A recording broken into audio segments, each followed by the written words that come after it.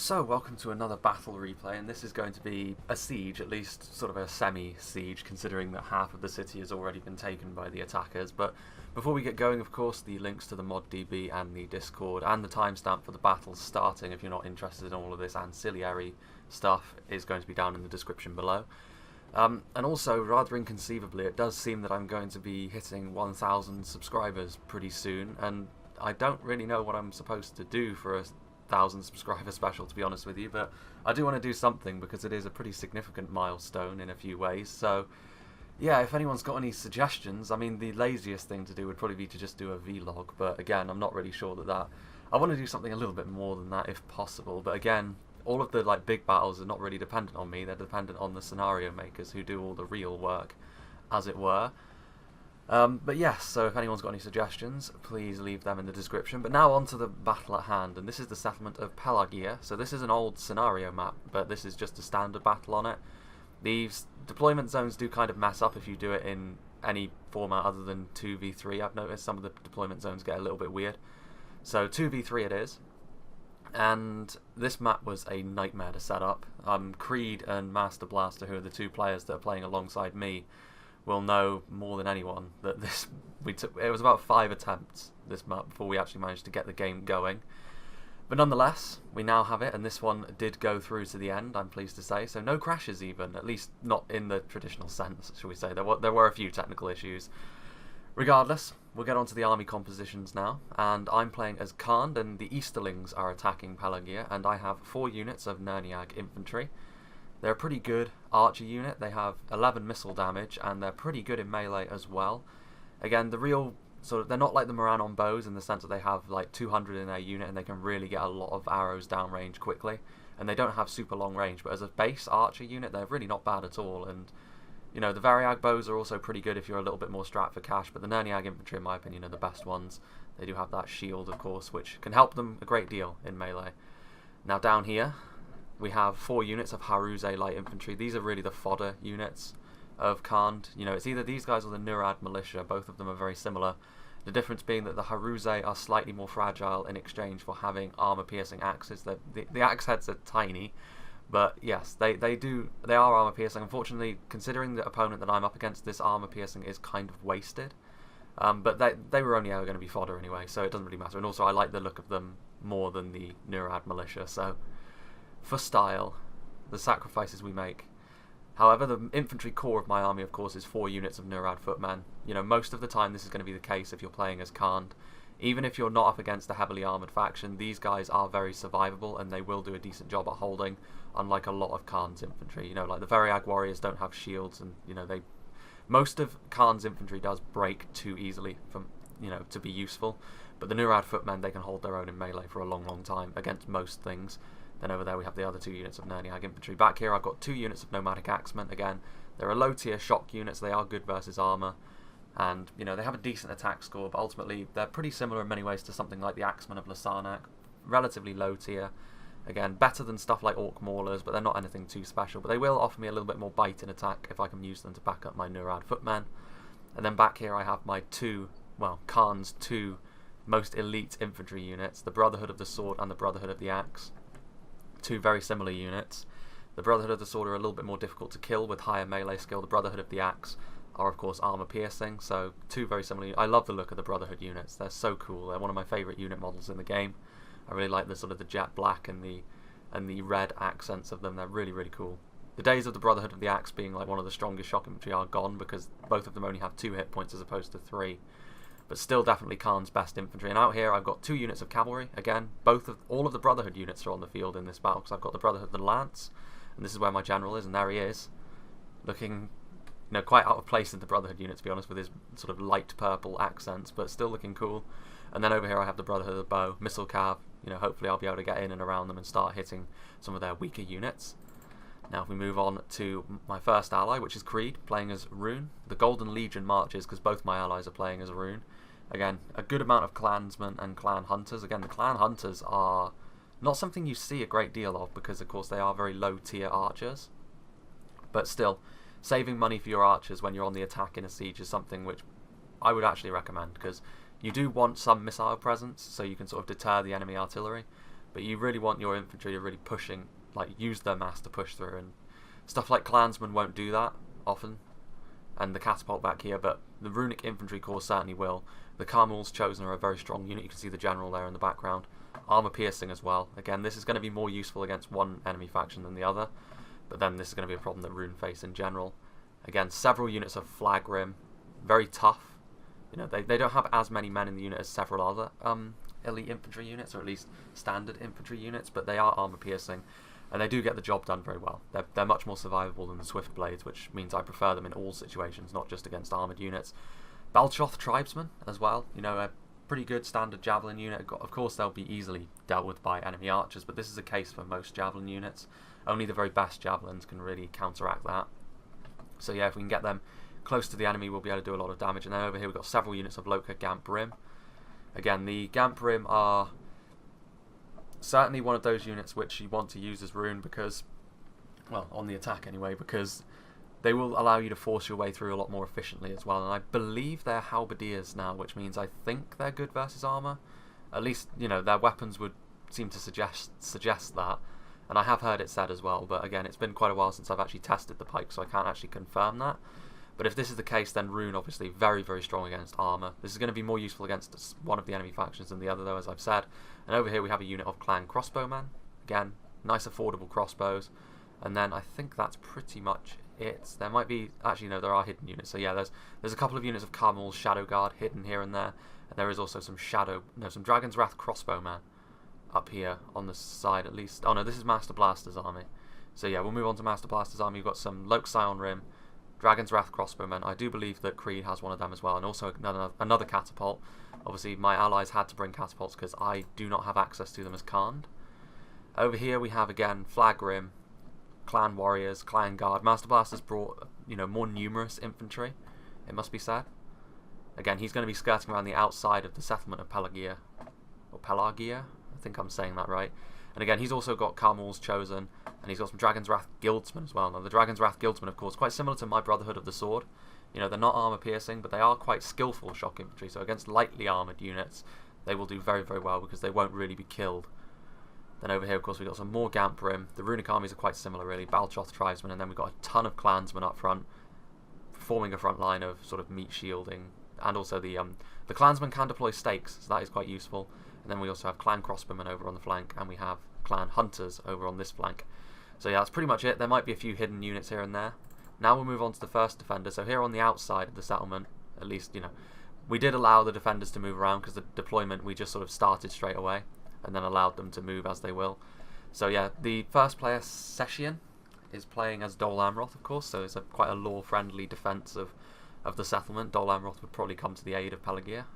We have some Dor and Ernil Lancers. Now, these guys are pretty good shot cav, but they are quite fragile in a cav-to-cav engagement. So, again, hopefully I can use my cavalry to good effect against them. We also have some Merchant Militia. Again, these guys are intended to be sort of mercenary units, and I think the idea is to give them sort of models dependent on what factions pick them eventually. But for the time being, just standard Merchant Militia again. Nothing too special, but they do pad out the army.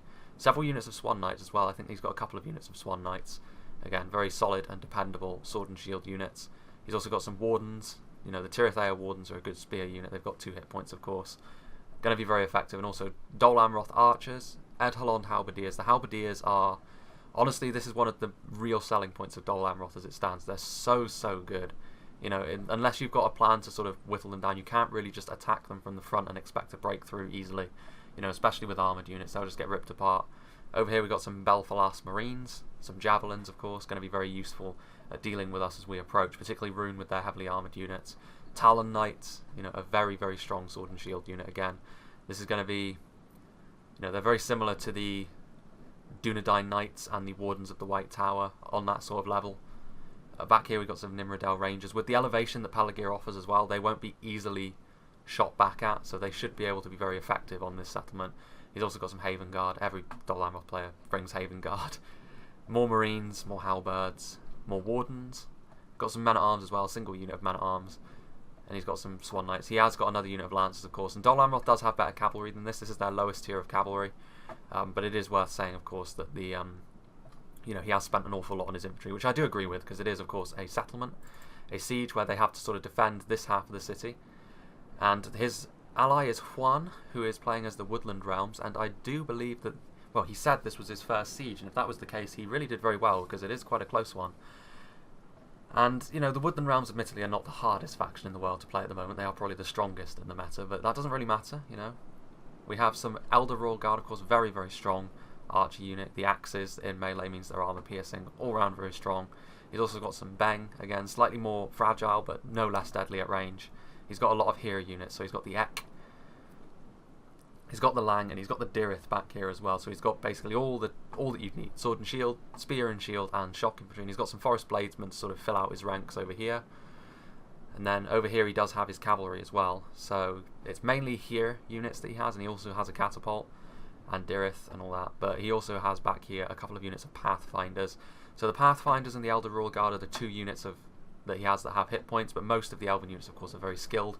And also most of my and Rune's armor piercing, of course, is going to be wasted on the Woodland Realms, because they don't rely on their armor at all, really. And this is going to be a problem for us. Of course, if you notice how the settlement is, we've already got this half of the city under our control, pretty much, and we have to take the other half.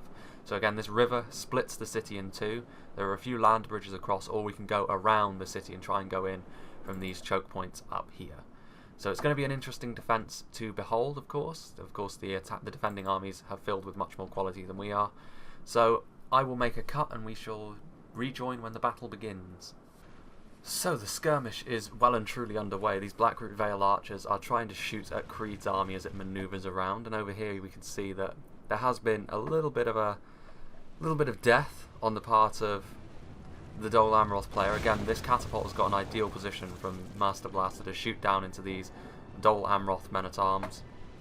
And also he's receiving a little bit of support from Creed's clan hunters in doing that. Of course, the clan hunters are not fantastic archers, and against the vast majority of these units, the shielded units that like the Dol Amroth men-at-arms, the clan hunters won't really do a great deal of damage, but just putting a little bit of pressure on will help. And of course over here you can see the catapult from Creed is also trying to shoot into this elven position, which I will primarily be assaulting with a bit of support from Creed. Creed is essentially going to be trying to divide his forces to help myself and Master Blaster advance against each one of our opponents.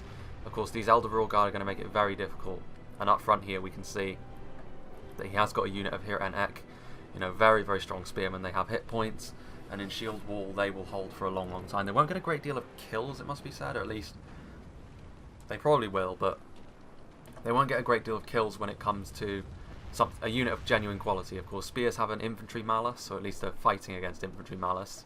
You know, their primary purpose is to really add mass and add a real strong line. If they wanted to do damage, they should bring down a unit of bladesmen or something to back these guys up.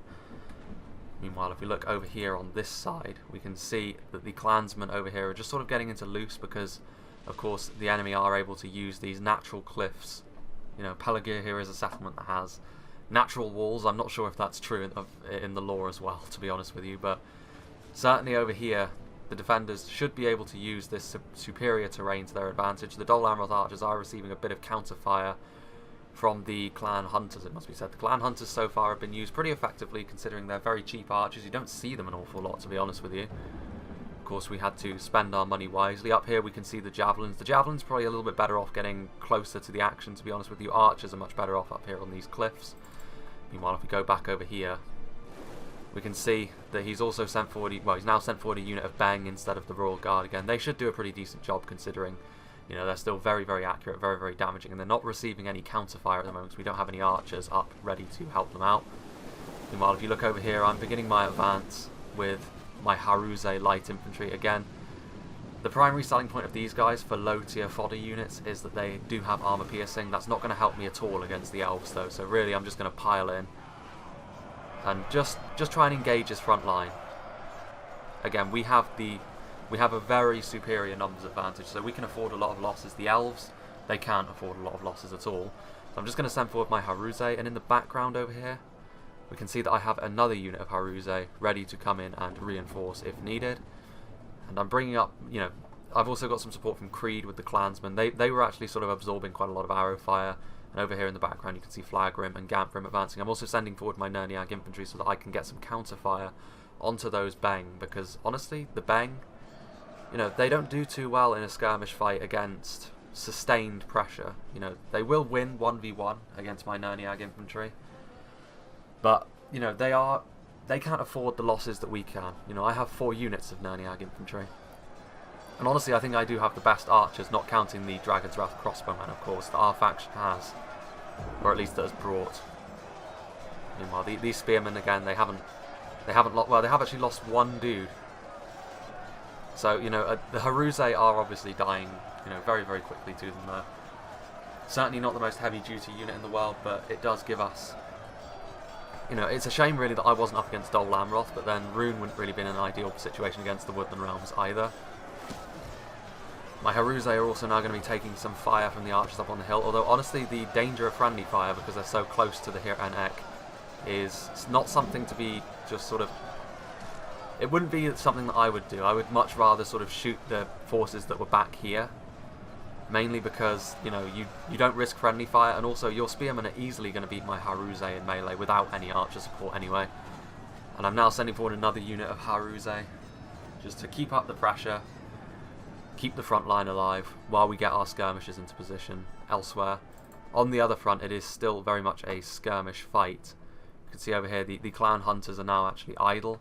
They're waiting. It looks like these guys have actually used up all their ammo and they've pulled out their melee weapons. These guys still have their bows out. And if we look over here, outside the walls, the Dol Amroth archers are firing. They do have a very nice shot, although some of their archers are hitting... Actually, no, those are return fire, so, you know, the clan hunters, if we go down there, you know, they're not the most accurate archers, obviously, but this just goes to show that even low-tier archers can be used to good effect. You know, and I don't think I've ever seen the clan hunters used in Reforged up to this point. Oh, hello. We can see that the Dol Amroth cavalry is making its advance. It's charging across the river. And again, I think it was hoping to sort of really charge into those clan hunters and cause a lot of damage. However, the clan hunters were alert to this and they are going to retreat back behind the Gamp Rim. And again, he was also thinking about going for this catapult up here, but that would be very, very ill-advised because the Loke Scion Rim will also make quite quick work of cavalry, at least cavalry like this. It's classed as heavy cavalry, but it does not have hit points. So, you know, it will fall away pretty quickly. And now if you look over here, he's trying to get in behind both my army and Creed's army, and I was actually moving over a unit of Nerniag infantry to try and shoot into the sides of these Beng and Royal Guard, but I did notice them coming, so I did retreat my Nerniag infantry, and again, the Lancers are sort of bearing down. If they were light cavalry, they probably would have caught me, but as it is, I was able to run away, and we can see that there is a unit of Loke Gamperim over here. Now, looking back over here, we can see that I do have another unit of Nerniag infantry getting in position. I did notice during the battle there was a few pathfinding issues around this area in particular, but it wasn't too bad. But hopefully I will be able to get some return fire onto these Beng. You know, these Ek have taken quite a few losses at this point. Again, there's some clansmen in here, so my ally did commit the clansmen, and I did commit another unit of Haruze, so we do have a lot of numbers here. And I am now returning fire with my Nerniag. What happened to that cavalry? Well, the cavalry is still running around within our lines. This is pretty concerning, all things considered. I mean, he is going to charge into these Carmel's Chosen, but again, it wasn't the nicest of charges. It wasn't. They didn't really get up to charge speed, and of course, the Carmel's Chosen, they may be a sword and shield unit, but they are good versus armor, so you don't really want to stay long in melee against them. But you know, this cavalry is going to be a nuisance. We need to get rid of it. Again, I believe I'm the only one that brought cavalry for us. So the enemy cavalry could play a big part in the outcome of this battle.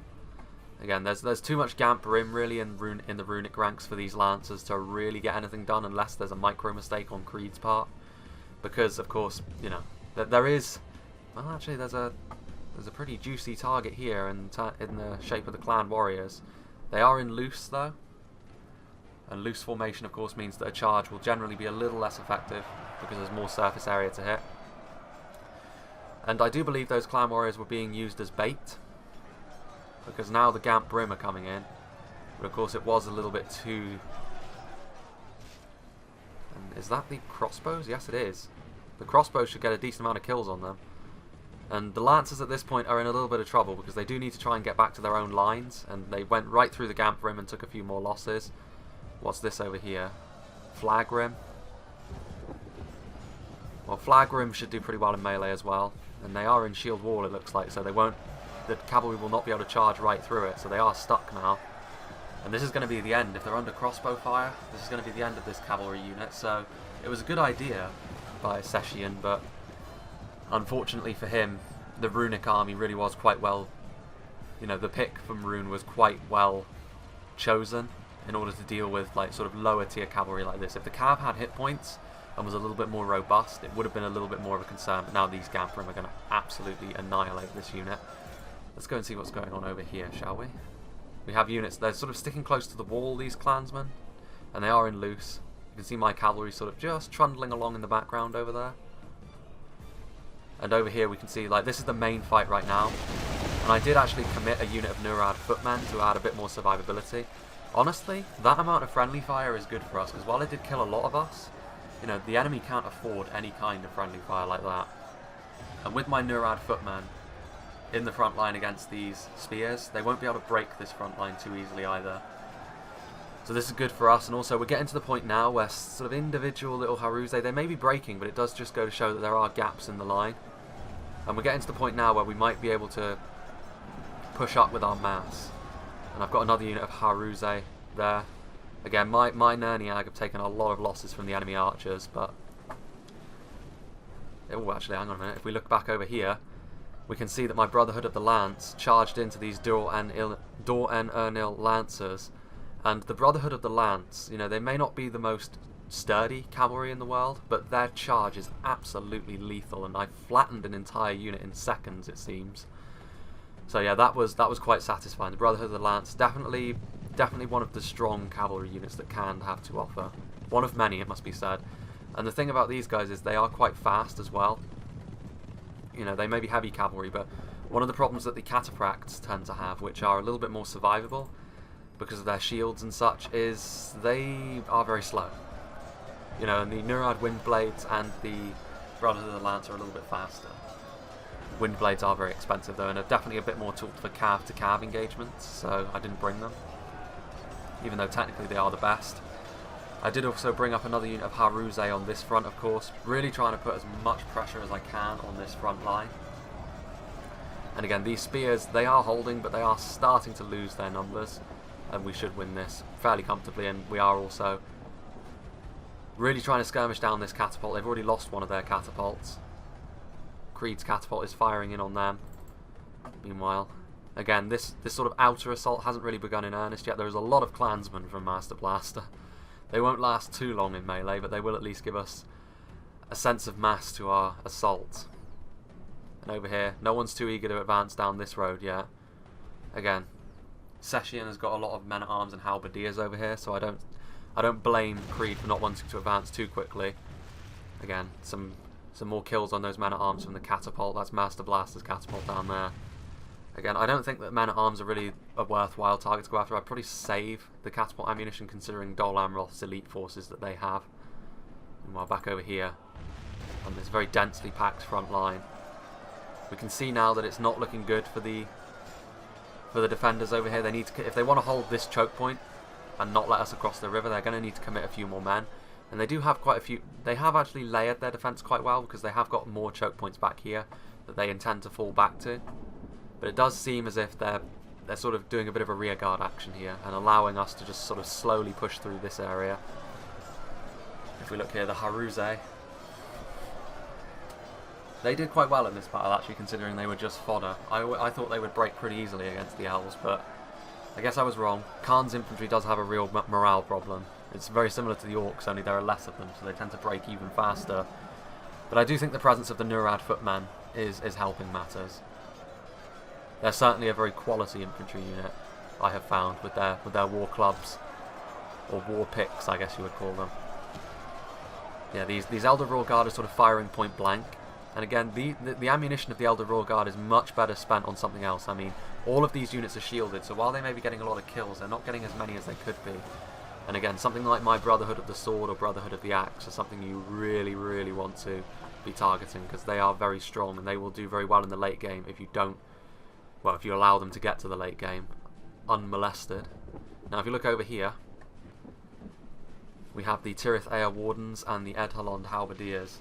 They are being skirmished a little bit. The Halberdiers in particular this is bad for, because of course they don't have shields. But of course it does rather depend on what sort of skirmishers are actually hitting them, and I do believe it's the clan hunters only, so they shouldn't take too many losses from this, but it is still a bit of a problem for them. Now if we look over here, we can see that the pressure we're putting on this flank is intensifying. We can see that Rune are now sending forward a unit of Loke Flag Rim. And that was a nice catapult hit here into the back, killing some Forest Bladesmen and some Elder Royal Guard. This unit of Elder Royal Guard is going to be a bit of a problem, but provided we can just skirmish them down with mass, it's not. And also my Nerniag infantry does still have ammunition back here. Actually, no, it does not. It just finished. It's actually the crossbow, so it's even worse for the elves. The crossbows with their stopping power will do very, very well against Elder Royal Guard, seeing as they're not being fired back upon. Again, crossbows, very, very deadly if used right. If we look here, the battle over here is certainly sort of tilting in our favour. Despite the fact that my Haruze have taken heavy losses, it's definitely worth it. At least for the moment. We can't afford to take this level of losses all throughout the battle, but hopefully the losses will start to bite the defenders eventually. But Juan's defence has been interesting so far. He has certainly sort of dealt with a lot of my lower tier fodder units, but I still have 3 fresh units of Nurad Footmen, I still have units of Nerniag infantry, and I still have my Nomadic Axeman. Meanwhile, if we look back over here, we can see that these clan warriors are sort of getting ready. Everyone seems to be in loose formation and just sort of awkwardly staring at one another for the time being. But yeah, these clan hunters are being sent forward, and the clan warriors from Master Blaster. The clan warriors are not a terrible unit. They've got a pretty decent level of attack for what tier they are, but they also tend to die quite quickly. Interestingly enough though, these Dol Amroth units are a little bit disorganised, going in one at a time, so I would definitely keep up the assault if I was Master Blaster. Send forward those clan warriors. The clan hunters are now in melee as well. They will of course get ripped to shreds. They are after all intended to be archers, not frontline units. These halberdiers are going to make life really difficult for us though, even with the arrow support. Dol Amroth of course very well armoured. Despite the fact they have no shields, that armour should protect them from lower tier archers.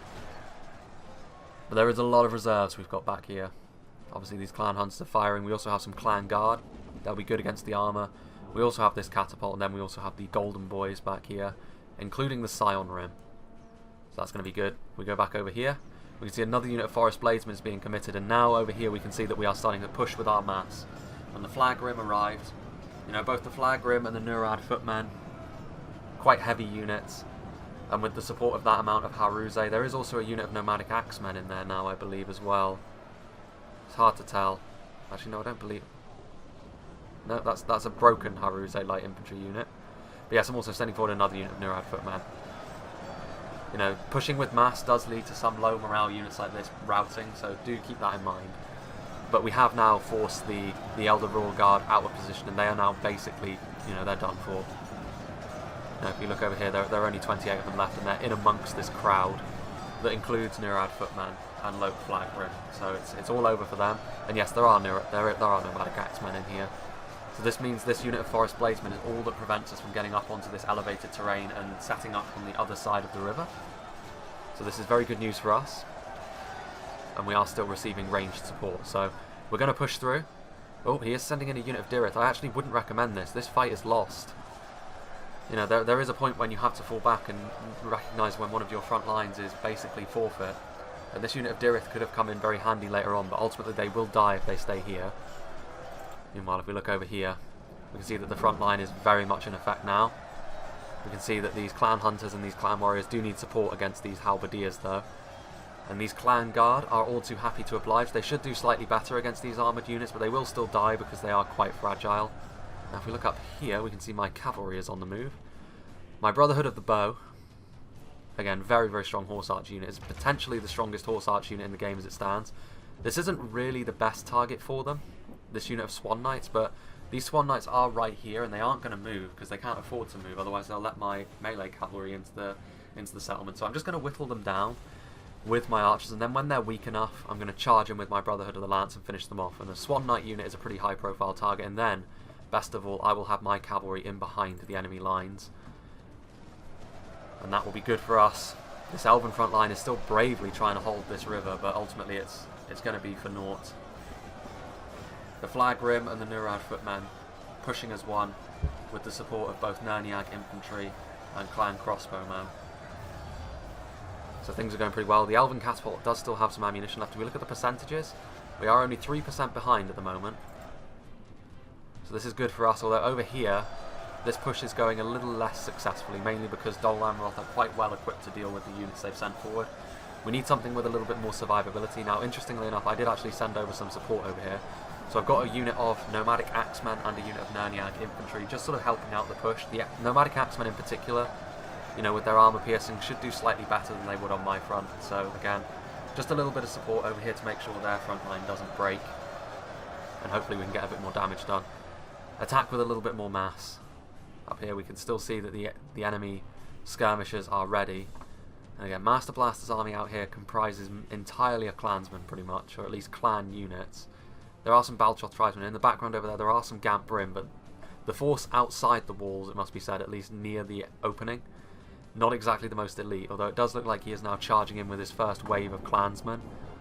Now, they won't really stand much of a chance, even against a sort of slightly bloodied unit of Tirith Air Wardens in melee. Very strong spear unit. They have hit points. Very similar to the here at Enek, only they're a little bit more dependent on their armour. Not entirely a bad thing, it must be said, considering the ranged fire they've come under. Not exactly the most thrilling charge in the world, but there you go.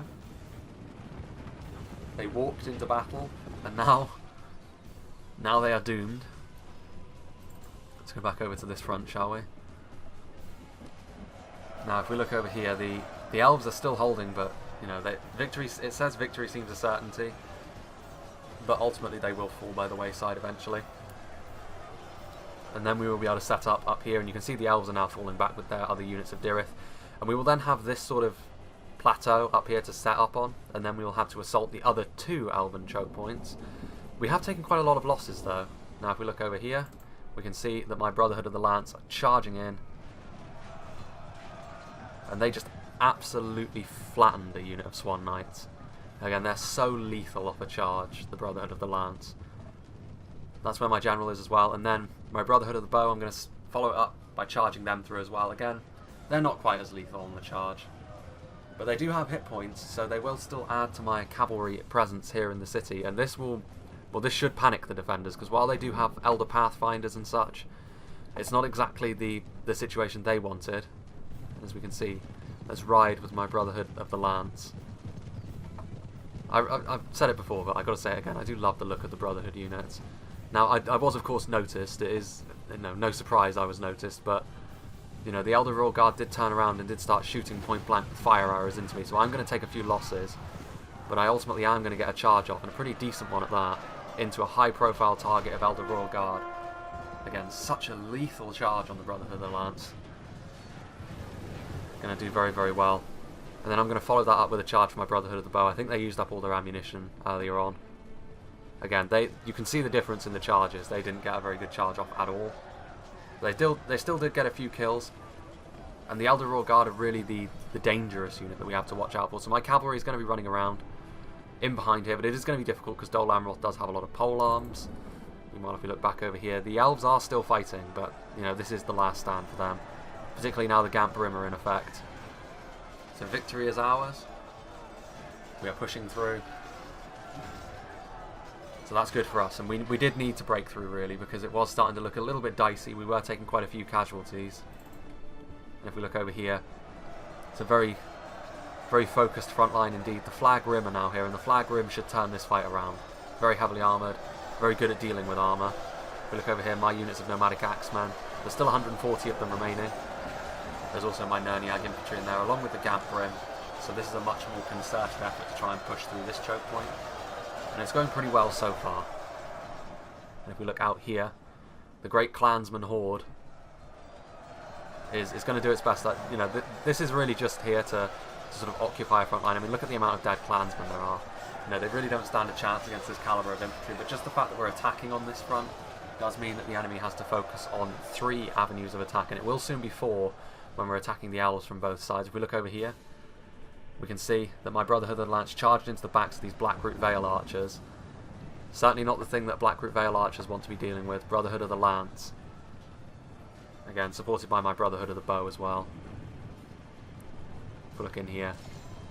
Again, I am under arrow fire, but it doesn't really matter too much. In fact, as long as they're not targeting our front line with their archers, it could be a good thing. So we're starting to really push through on this front. Doing really a very good job over here. The catapult is also looming large. So we are starting to force our way in. Unfortunately, my Brotherhood of the Bow do get caught by Tirith Air Wardens, so they're going to take quite a few casualties in melee, unfortunately. If we look back over here, you know, we are trying to really quickly set up into position and try and really take the fight to the elves as quickly as possible and follow through as best we can. Again, I've got my Neurod footmen. I'm really trying to just sort of charge up the bulk of my army up here. Almost all of my army will be committed past this river. Again, both my Brotherhood units are also moving up, so my elite infantry is yet to come.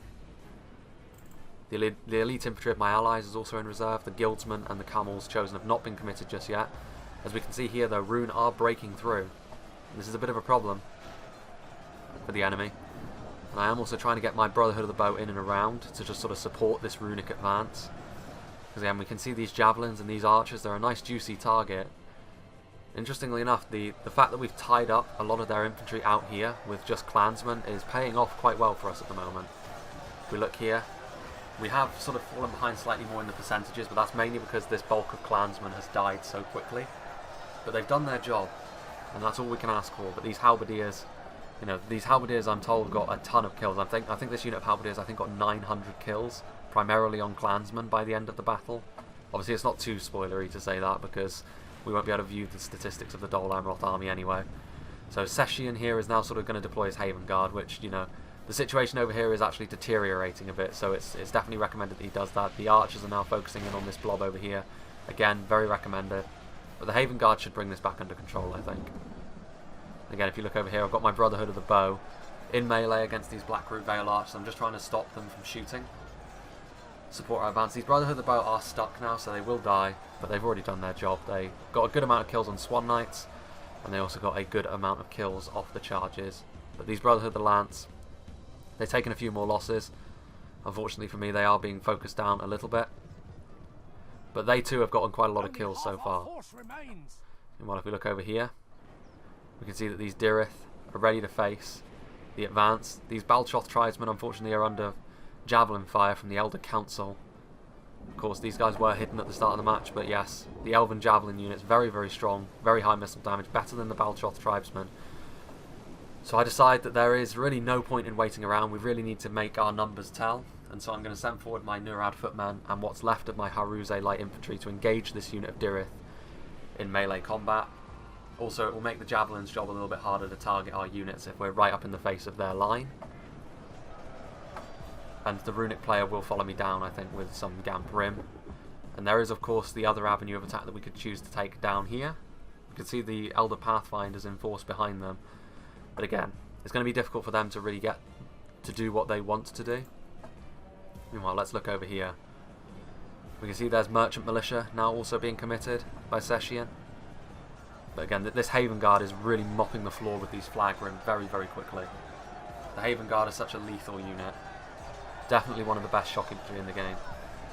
I would say really only the Nazkai and the Temple Inquisitors can claim to be outright better than them. And the Temple Inquisitors are a ridiculously strong unit, so there's no shame in that. If we look over here, Rune have cleared this pathway here, and the Gamp Rim are set up. Over here, unfortunately for me, pretty much all of my units over here are dead. My Nomadic Axemen, there's only 11 of them left, and they're fighting to the death. So in a weird kind of way, Dol Amroth actually won this line battle, because they still stand over here, although we are sort of managing to sort of run around them. We're taking a lot of damage now to our lower tier units, and Dol Amroth has managed to contain the situation. It didn't manage to run away from him. He has defeated the clansman horde. These Baltroth tribesmen have managed to sort of run in behind. But ultimately Dol Amroth has contained the situation. He could have let it get away from him there, but he didn't. And that's good news for him. Meanwhile, if we look over here, the Elder Council are now out of ammunition, so they're going to be committed to melee. They're pretty good in melee as well, to be honest. But again, these units of Nurad footmen, they're so difficult to dislodge. I mean, they're such a dependable unit for a faction that doesn't really have a great deal of good infantry. And if we look down here, further down the river, I'm also going to engage the other line of elves.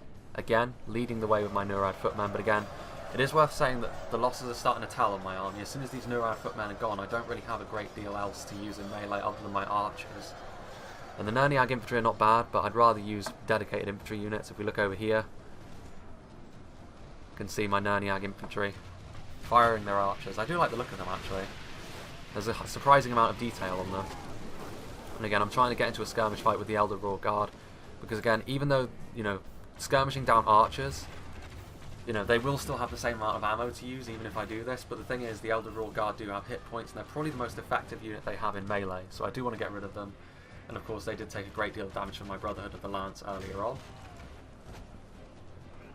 And even if they run away, I can then target this front line over here. As we can see, victory seems certain for Hira and Ek. Defeat seems certain for my, well, the balance of forces is evenly matched now for the Nurad footmen. Again, it's really just two very, very slow killing units. And so I decide that the best thing to do is to deploy one of my elites. And I'm going to deploy my Brotherhood of the Sword again. Very good unit to use against the Woodland Realms, because the Woodland Realms don't rely on their armour, and the Brotherhood of the Sword are not an armour-piercing unit, but they are very, very good at the attack, and they're harder to kill than the Brotherhood of the Axe. Under most circumstances, I would say that the Brotherhood of the Axe are the better choice, because of their higher attack and their sort of AP damage. But against the Elves, I would say the higher melee skill of the Brotherhood of the Sword is much more welcome. And I'm also sending in this unit of Nerniag infantry that is out of ammunition, so I'm really putting a great deal of pressure on this front line. And at this point, it's looking like the Elves. Well, it's looking pretty bad for the Elves. In fact, I might get a screenshot of that. Photo op. But now, over here, we can see that it's kind of going okay for us over here. The Elder Council on their own won't be able to hold back this level of Nurad footman. But it is a bit of a concern for us that they still have ammunition. I mean, these Bang are really being a bit of a thorn in our side at the moment, but again, the large shields of the Nurad footman should make it so that this isn't a terribly cost-effective way of doing things. I've still got my Brotherhood of the Lance running around, they're still getting a few kills. Over here, these Swan Knights have noticed them, though, and they're going to turn around. Even though these Gamprim are, these Gamprim are going to stab them in the back as they sort of run away. And then they'll turn around and start really laying into those merchant militia. I wasn't actually microing the Brotherhood of the Lance. I do manage to run them away, but I wasn't able to get the rear charge that I was hoping, unfortunately. These Belfast Marines, Dol Amroth have actually managed to push back the assault, so the assault has actually faltered over here. It's basically broken. Again, I feel like if we look over here, the Blackroot Vale and the Belfast Marines, it's actually, if these units were out of ammunition, it was actually a good thing that they did this, because it allowed them to push them back, and it meant that we couldn't reinforce our position over on the other side of the river, so we have effectively been pushed back. So a very good play from Seshian. Of course, all these units are going to die pretty quickly, and now he will have to deal with another wave of all of Rune's best stuff. So Carmel's Chosen, Dragon's Wrath Guildsman, Loke's Scion Rim, again the Scion Rim, very, very strong spear unit indeed, and also some more Baltroth Tribesmen, and also Creed still has several units of Flag Rim to deploy. And he also has to sort of consider that his ally is going to start struggling here. The Woodland Realms is in a bit of trouble, and he still has his cavalry, but I'm not sure the cavalry is going to be enough to really stop us. And I think the cavalry is actually going to try and reinforce Dol Amroth. I think the Woodland Realms player realised that at this point his position was looking a little bit shaky. And again, he has done quite a lot of damage to my army, it must be said, but not enough, I don't think, all things considered. I think his skirmishers could have done a little better. Again, I've got another unit of Nerniag infantry over here, ready to be sent in. No need to send them in just yet, though, because we're going to win on this front. Again, the Nurad footmen doing their job, slowly bleeding away. These Elder Council, victory will be ours. Indeed, although it must be said that in terms of percentages, we are still 3% behind, although in terms of attack defence, of course, it tends to be that the defenders start to lose as the battle goes on. Again, we had only a 4,000 florin advantage. We did have 3 armies, of course, and 4,000 florins is about right for this sort of thing, because obviously you have far more numbers, but the cost of that is, of course, your armies are a little bit less in terms of quality, well, a lot less in terms of quality. So if we look down here, these Gamprim are still bravely fighting on. They're the only units that are on this side of the river for Rune. Only half the enemy force remains. And they have done a decent job at cutting down those merchant militia, but now they're surrounded by Swan Knights. So they will start to fall away pretty quickly. Again, the Swan Knights. There's a lot of nice looking units in this battle, and of course the Swan Knights, a good OG unit. Then the Talon Knights, their big brothers. A lot of stylish factions in this one. You know, Dol Amroth. I think Khand as well. Even, you know, their Brotherhood units certainly. Maybe a little bit less so with stuff like their Haruze. But Rune as well. I mean, the Golden Legion. Here come the Dragon's Wrath Guildsmen. Now, they're an interesting unit to see in melee. They are rather overshadowed, I think, by the Harbingers of Castamere from Umbar. They're certainly the best sort of dual-wielding unit in the game because they have 3 hit points and their defense is huge. It's Umbar's focus, though, to be fair, to have quite survivable and quite damaging shock units. It's really their focus. So it's not all surprising, but the Dragon's Wrath Guildsmen and the Brotherhood of the Sword both deserve a bit of a mention there as well. The Easterlings with all of their dual-wielding units. Again, these Belfalas Marines are sort of forming a front line, which is bold because the Dragon's Wrath Guildsmen will cut through them in a hurry. Let's go back over here though. Again, we can see that these Pathfinders are sort of trying their best to sort of reinforce this line, but it's not recommended they do this because they're going to be charging into the backs of their own men, and they're going to be taking losses as well. And these Pathfinders, I would say at this point, are probably the defenders' best hope of victory. Because it's not looking good for them. We still have a lot of units of genuine quality left that haven't been committed. My Brotherhood of the Axe, the Carmel's Chosen, the Scion Rim. Again, I do see their problem though, because I am starting to sort of get that crescent moon surround shape off on them. And these spearmen will start to fall away pretty quickly. My Brotherhood of the Sword are still at full strength. None of them have died at this point. Very effective unit to use against the elves. As with the Dragon's Wrath Guildsmen be, they are still holding both lines though. The Woodland Realms are nothing if not persistent, but unfortunately at this point this is about when the line starts to break. There is a gap and the Gamprim are going to march through it. And this is going to be the end of days. If you see over here as well, these Hirti Bang have been skirmished down by some, I think it was my Nerniag infantry actually, and I'm going to commit them as well. So again, the Bang, a little bit fragile, and that proved to be the case. The Woodland Realms, of course, are a very strong faction, but they are elves, and that does mean that they don't have very many numbers per unit, and the combined forces of half of Creed's army and the whole of mine has overwhelmed his infantry somewhat. And again, I think this was mainly because he chose to bring these Pathfinders. Honestly, I think that he would have been better off with his pick bringing the Elder Royal Council and the Elder Palace Guard over these Pathfinders, and then let Dol Amroth bring the cavalry. And Dol Amroth then could have invested in slightly higher tier cavalry like the Knights of the Silver Swan. And I think that would have done better, all things considered, because then we would have had a much tougher job breaking through, and the missile fire that we would have come under would have been pretty harrowing indeed. If we look over here, my Brotherhood of the Lance are still running around. They're trying to get good charges off, but it's difficult, and they are now only a unit of 10. They've done a decent job at charging as it is, though, so I'm not too disappointed with what they've done. Meanwhile, if you look over here, the front line is once again on this river.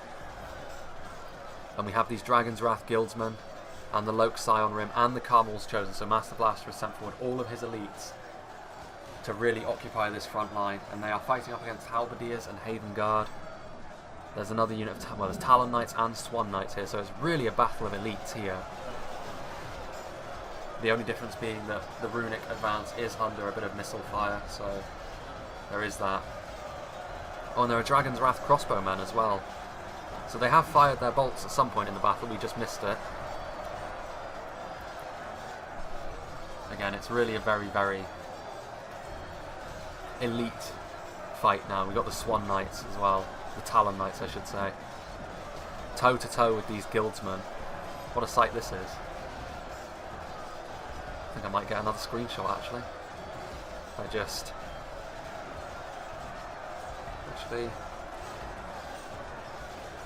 There we go. Nice close up of the fight. Again, these Swan Knights, they have taken a bit of damage from the fights they've been in previously, but they will still add to this front line. What a fight this is, though. And, well, Dol Amroth will still have a few units in reserve. These Nimrodel Rangers can be committed. These Halberdiers can be committed. Those Merchant Militia are still alive. unbelievably. These Gamp Rim are still alive, actually. They've been forced right up against these houses by the Swan Knights. A brave last stand up against this fence. Meanwhile, let's go back over here, where victory is ours. We've broken through one part of the elves, and that's going to be pretty much the end of the elven resistance. And over here, we can also see that these spearmen, they're starting to be overrun and overwhelmed. And now with those Camels Shadow Guard also being committed, I had actually forgotten about them. This is going to be it. So the Woodland Realms lines have fallen apart. He still has the cavalry though, which does mean that we won't just be able to advance and help our runic ally on the other front as quickly as we'd like to be able to. But even so, victory is ours here in sort of the heart of the city. Meanwhile here, PELARGIR, of course, a coastal town with this river running through it. Due to the missiles coming in, it does look as though Dol Amroth are going to be victorious on this front. They will take quite a bit of damage, however. It remains to be seen how severe that actually is. But yeah, the Carmel's Chosen are really the unit here which Dol Amroth will be most afraid of because of their effectiveness against armour. The Scion Rim and the Dragon's Wrath Guildsmen are a little less effective against Dol Amroth's army in general. Especially with that missile fire coming in. Those Blackroot Vale Archers still have some missiles. And over here they still have a unit of 107 Swan Knights. They're still cavalry. Going to be a little bit of a concern for us. Meanwhile, the Camel Shadow Guard have got fully in behind us now. Oh well, got fully in behind the enemy, I should say. I love the look of the Brotherhood of the Sword, I must say. Dual wielding might not be the most realistic thing, but it has a certain charm to it. Also, I believe my Brotherhood of the Axe are looming. Yeah, here they are. Again, armor piercing. That's going to be a real problem for Dol Amroth when I get them in battle. Combined with the Carmel's Chosen. You know, I'm not sure Dol Amroth are going to have much of an answer for what we have over here unless the enemy have what it takes. Now, if we look over here, unfortunately, I made a bit of a micro mistake. My Brotherhood of the Lance had an opportunity to charge into the back of the Dol Amroth lines, but unfortunately they were swamped by the Woodland Realms Pathfinders, and that's going to be the end of my general. So my general is going to be the first one to fall. Again, unsurprising. I do tend to get a bit over-aggressive on the attack. Even with my general, and we can see him over there. There he is, bloodied up. With the Mongol-style armour. He fights against the elves. The people of the steppes. There isn't a lot of lore about the Men of the East, I don't think.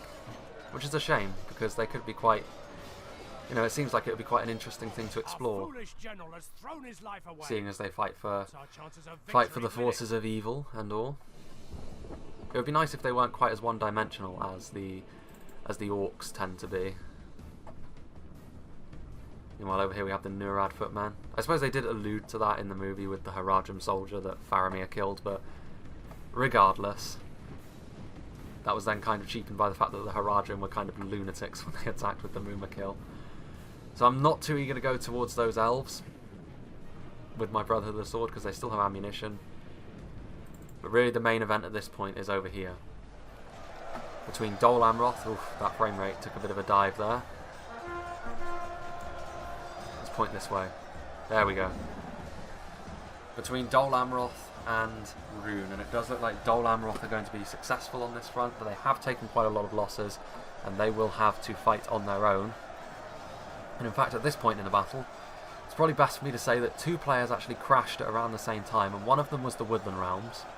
So the player that was basically defeated was crashed, and the other one was Creed. So the healthiest runic army we had crashed, so it kind of balanced itself out in a way.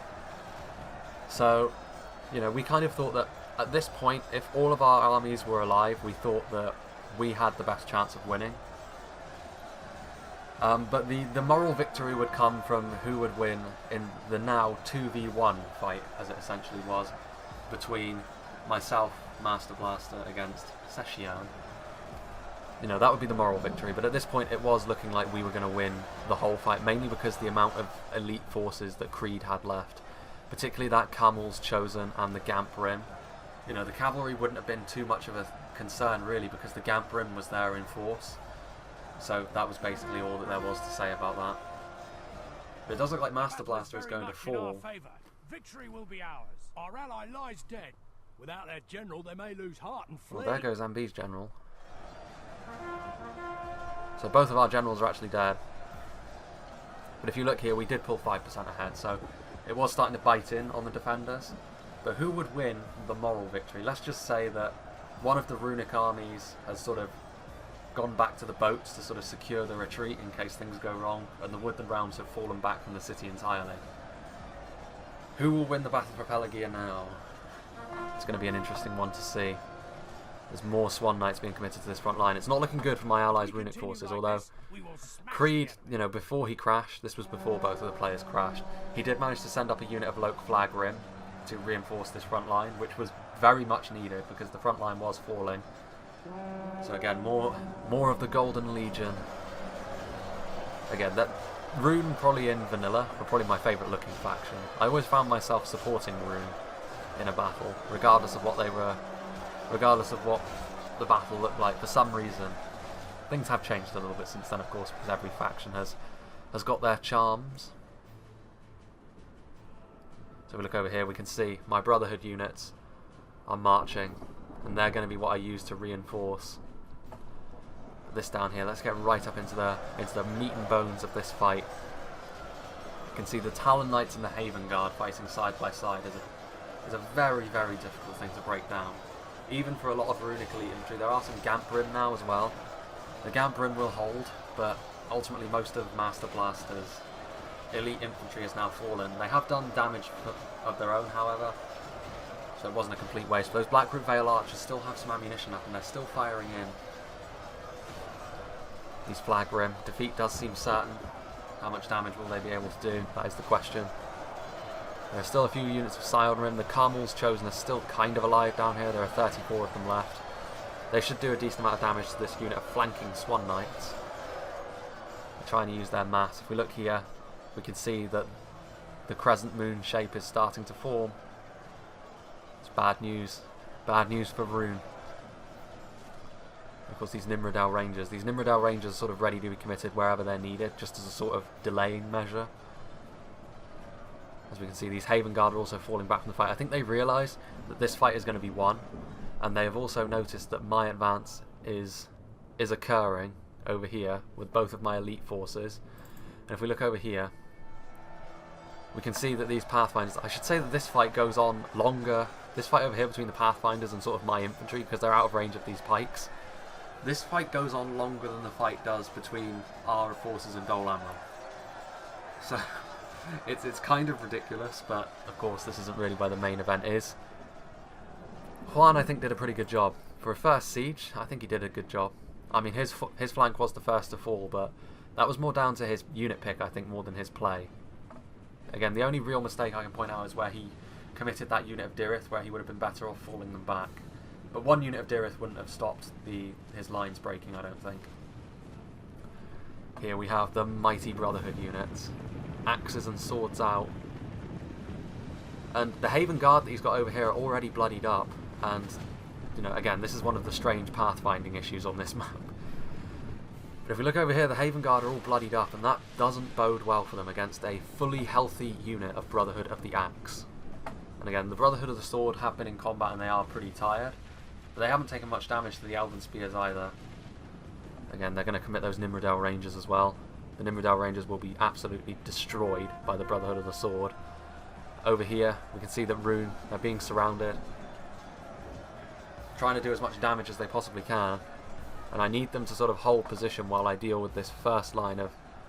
this first wave of Dol Amroth forces. Basically, it's up to my Brotherhood units as to whether we win the moral victory or not. And considering how healthy they are, they could do it, but that's a lot of Dol Amroth elite units. Whether they've been in melee for a long time or not, that's still a lot of skill I'm going to have to break down. For the Brotherhood, we see these Dol Amroth, these Blackroot Vale Archers. They're going to try and fire point blank into the side of my forces. Again, if we look over here, these Nimrodel Rangers,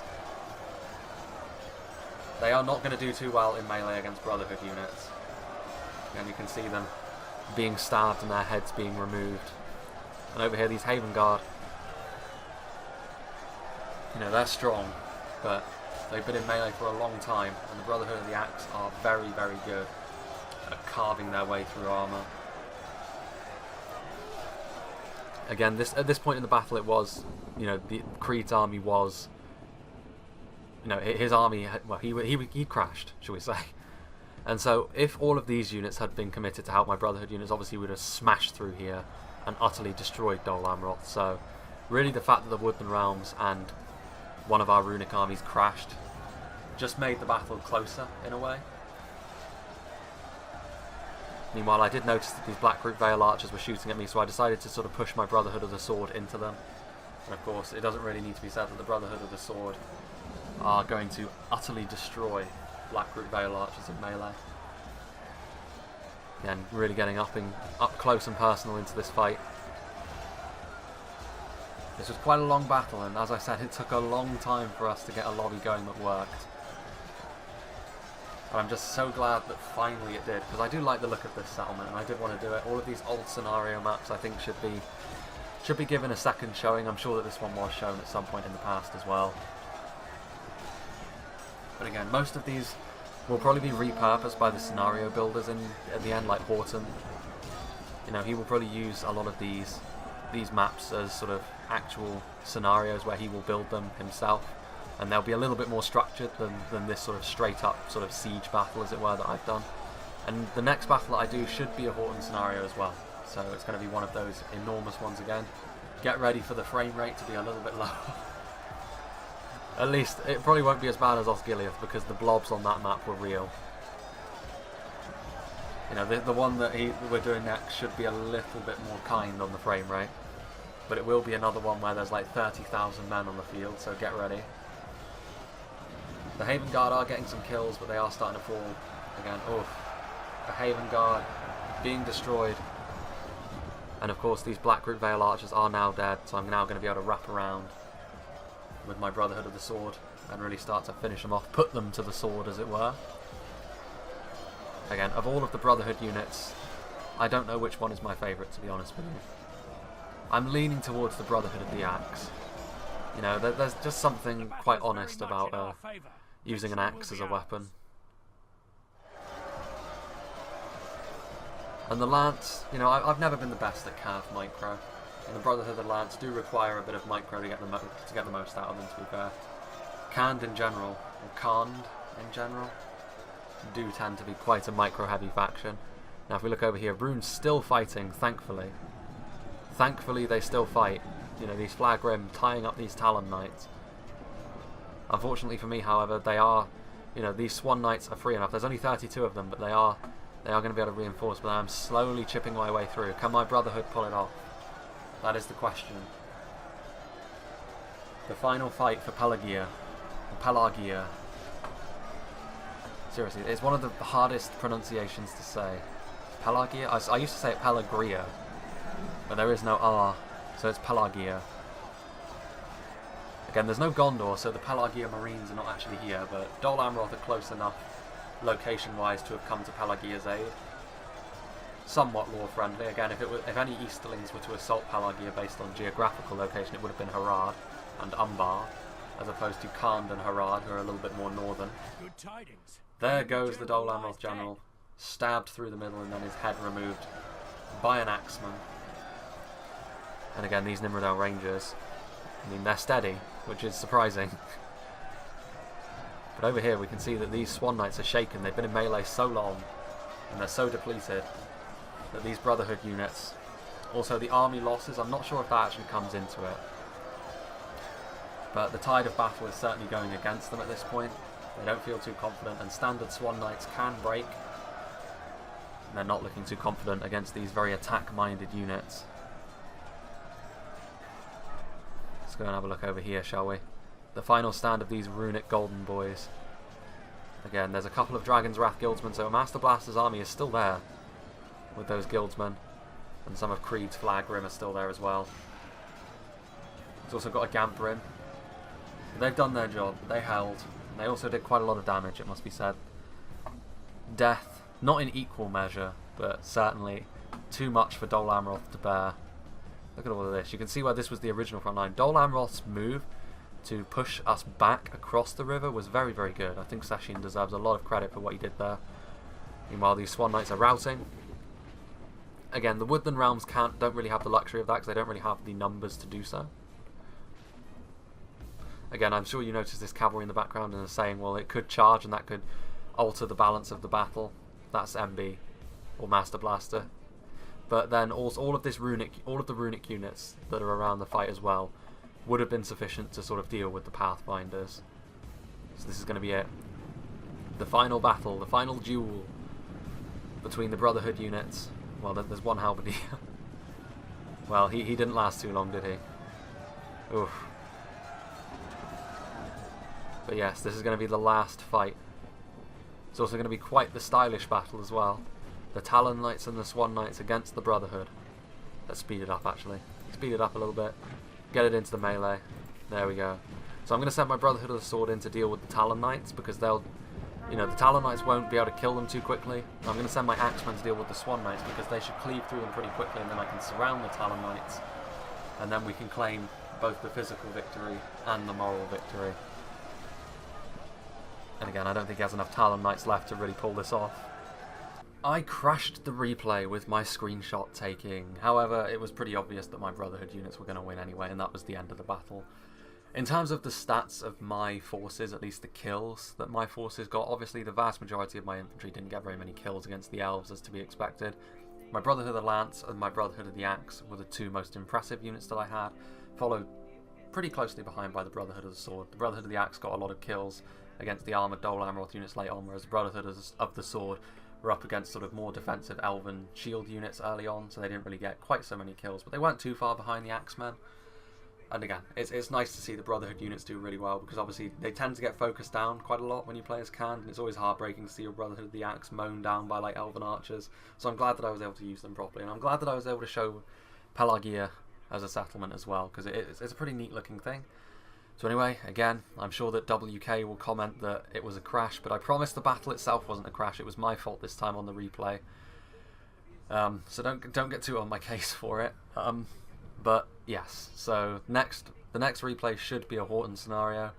Again, whenever the new update comes out, that's when I'll start doing a few more unit stats things, because again, there's not much point in me doing it yet, because with the new patch imminent, it will become very quickly irrelevant, you know, it will be made obsolete. So I don't want to start doing that sort of thing again until the new patch, and I will start off with sort of similar unit comparisons. I've got an idea for a sort of new type of video that I could do in addition to sort of the top 10s and the faction overviews and such. So yeah, we'll do that, and I'll also wait until the new stats come out before I continue with the quality versus quantity videos as well. So I hope you enjoyed this, and I hope you'll join me for that one.